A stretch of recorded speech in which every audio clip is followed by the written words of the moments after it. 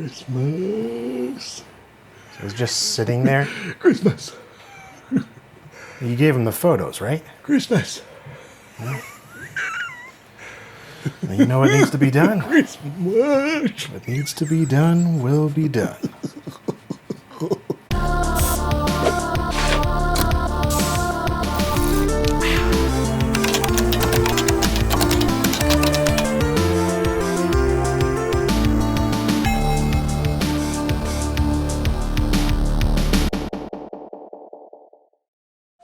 Greetings, and it's still December, so Christmas LGR continues. This week we've got a slightly newer game than usual, Hyper Princess Pitch. Released in 2011 by Swedish game maker Daniel Remar under the moniker Remar Games. And if the name Remar rings a bell for you, then I would not be surprised, seeing as he's one of those serial game devs that's constantly bouncing from one project to the next. Whether it's collaborating with folks at Ludosity on games like It'll Do, Slap City, or personal favorite Muri, or putting together his own games for game jams, or just because, like E.G., Princess Remedy, and Garden Gnome Carnage. That last one is of particular interest, originally being released in 2007 as a downloadable game for Windows, then becoming an online flash game and making it onto the Xbox Live Indie Games storefront for the Xbox 360 in 2010.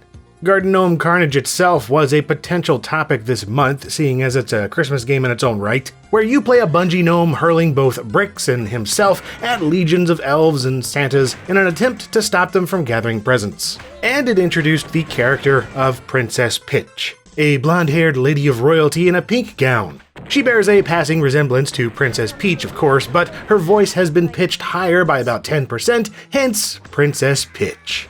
In the 2010 version of Garden Gnome Carnage, she pops up every so often to hand out deadly explosives, and is even briefly playable in a platforming minigame where you have to guide her through rooms filled with gold and smashy ceiling things.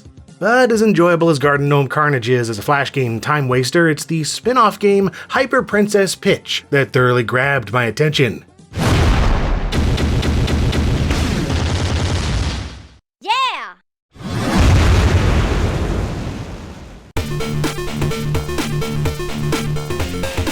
Now that is an intro, one that harkens back to classic 90s action games, namely Midnight Synergy's Operation Carnage for MS-DOS from 1996.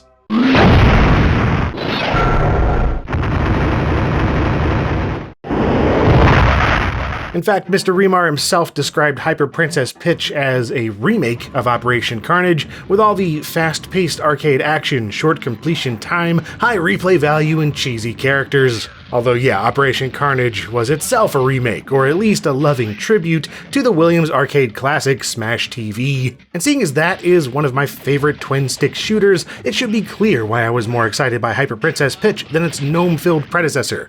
Enough with the preamble though, let's get hyper. After choosing a difficulty level from a selection of 5 with an additional one hidden away, Princess Pitch tells the full story so far. The good Mecha Santa and his robot elves are planning to spread joy and presents all over the world. That is sure didn't give me any presents when I was a kid. If I don't get presents, no one should. Come on, Catstrike, let's take him down before the world becomes a happier place.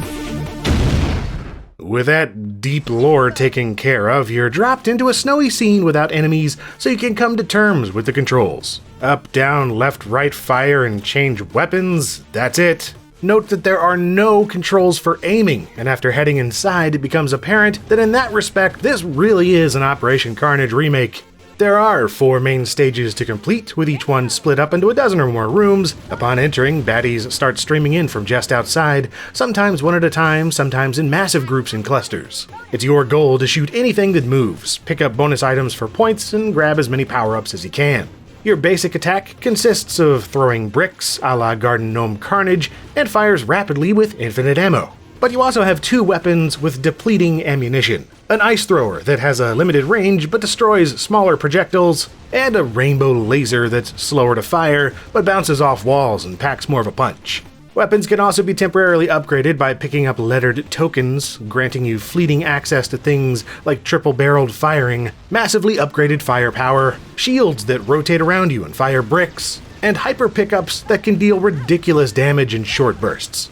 There's also the Cat Strike that calls in a carpet bomb attack across the middle of the current room, and the bow bomb that sets off a circular explosion of rainbow lasers from the princess.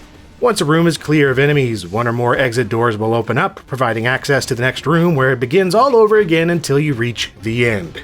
Despite appearances though, this is not a twin-stick shooter like Smash TV. Instead, again, it's just like Operation Carnage, being one of those top-down shooters where you move in 8 directions and once you start firing, you're locked onto that direction until you let go of the trigger. Many home versions of twin-stick arcade games did this back in the day since players often only had a keyboard or a single joystick or gamepad, but seeing as Princess Peach came out in 2011, I assume this is a purposely chosen limitation implemented in the name of faithfulness to the source material. The developer could have easily allowed aiming using either the mouse or the second analog stick on a controller, but nope! This is an Operation Carnage remake, dang it, so it's gotta have 8-way aiming and locked strafing mechanics. Not to mention that chunky pixel art aesthetic, a 4:3 aspect ratio in lieu of widescreen, and a soundtrack made up entirely of tracker tunes. I dig all of those choices, by the way, but the music especially. Hyper Princess Peach includes an impressive allotment of C64-inspired tracks composed by Nicholas Strom, who releases music as Salkinitzer. Despite that chiptune sound though, they're all sample-based XM files made using Milky Tracker and are thus playable in the mod player of your choosing.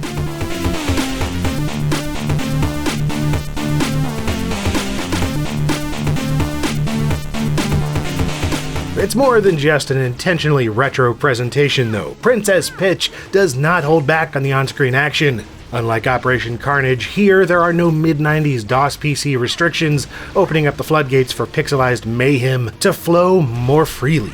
Mecha elves, deadly ornaments, toy trains, armored sleighs, 4-legged walkers, plasma turrets, and more can all come together at once to completely ruin your run in no time. None of them are particularly deadly on their own, but the sheer number of them bombarding you, each with their own unique attacks, yeah, it's gonna take a couple tries to make it to the end in one piece. And that's without the involvement of the dozen or so mini-bosses, many of which have several times the hit points of the strongest normal adversary, along with even more deadly attack patterns.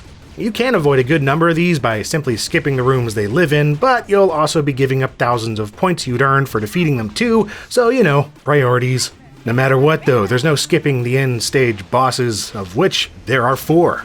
Ultra Slay, Atomic Elf, Steam Annihilator, and of course, Mecha Santa, the cyborg Saint Nick that kicked off this whole ordeal in the first place. And he's seemingly content to cycle a few clearly telegraphed attacks while shouting references to Skies of Arcadia, Karate Kid, Gurren Lagann, and TMNT.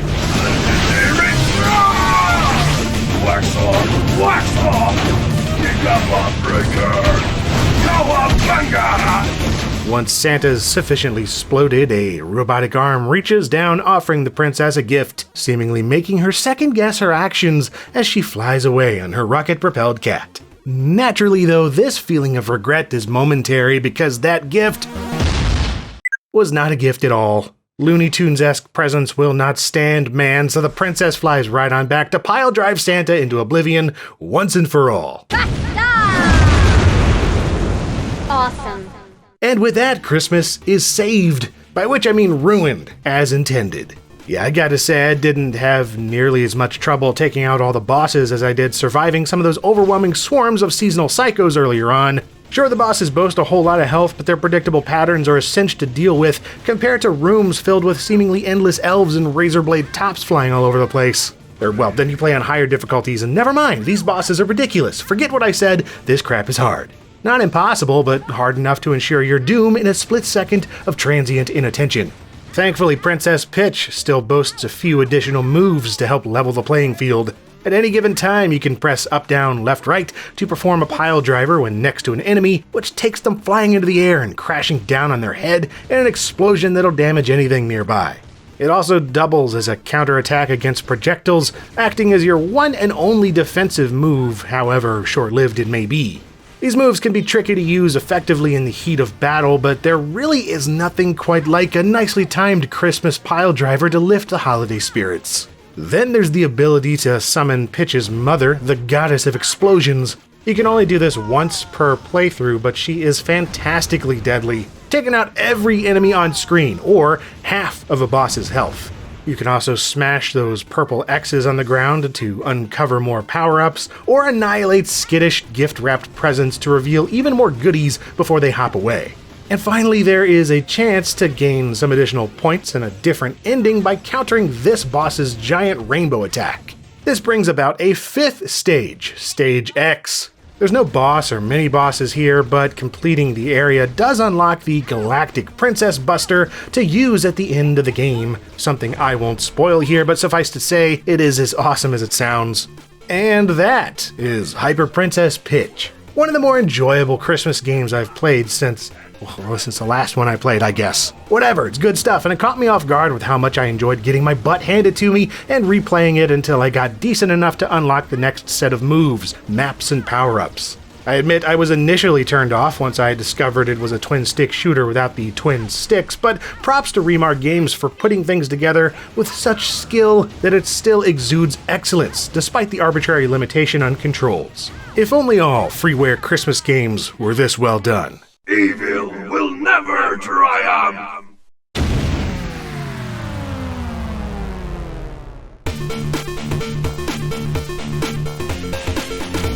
Well, this month the Christmas LGR was shorter than I'd planned, but I hope that you enjoyed regardless. There's still one more video for 2019 if all goes well, so stay tuned for that if you so desire. And as always, thank you very much for watching, and Merry Christmas, folks!